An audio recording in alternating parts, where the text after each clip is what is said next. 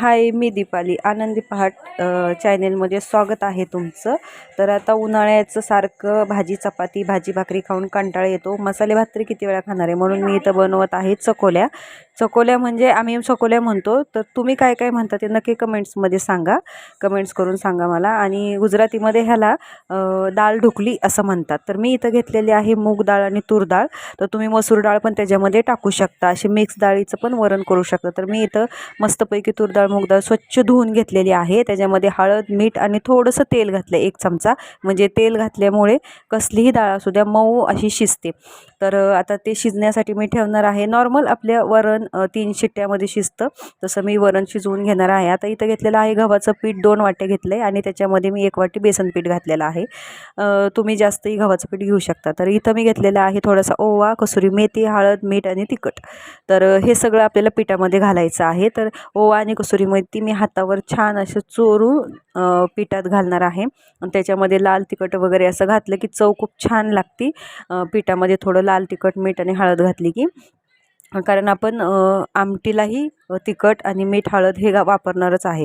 तर कसुरी मेथी ऑप्शनल आहे, तुम्हाला घालायची असेल घाला किंवा नाही घातली तरी चालेल.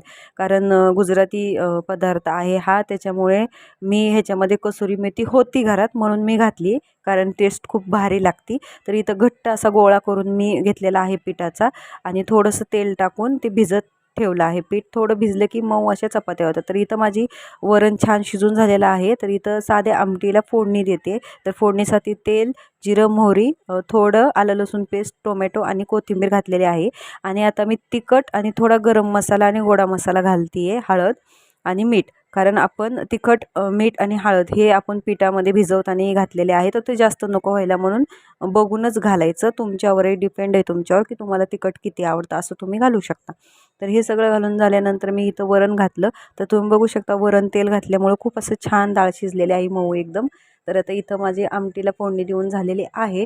त्याच्यानंतर मी थोडंसं 1 चमचाभर त्याच्यामध्ये मी तूप घालणार आहे आणि थोडंसं मीठ घालणार आहे. मीठ मला कमी वाटलं, तर मीठ तुमच्या चवीनुसार घालू शकता. त्याच्यानंतर थोडासा गूळ घातलेला आहे, आंबट गोड असं छान लागतात ते.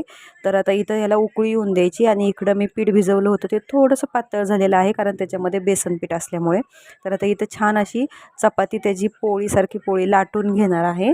आणि लाटून झाले की तुमच्या हिशोबाने छोट्या मोठ्या स्क्वेअरमध्ये तुम्ही कट करू शकता. ते तुम्हाला जसं आवडतं तसं तुम्ही कट करू शकता. तर मी इथं छोटे छोटे कट करते, कारण चमच्याने आपण खातो त्यावेळेस पटकन चमचा झाली पाहिजे. आणि ते मोठे मोठे कट केले की खूप एकमेकाला चिटकतात पण. तर मी इथं मस्त कट करून घेतलेले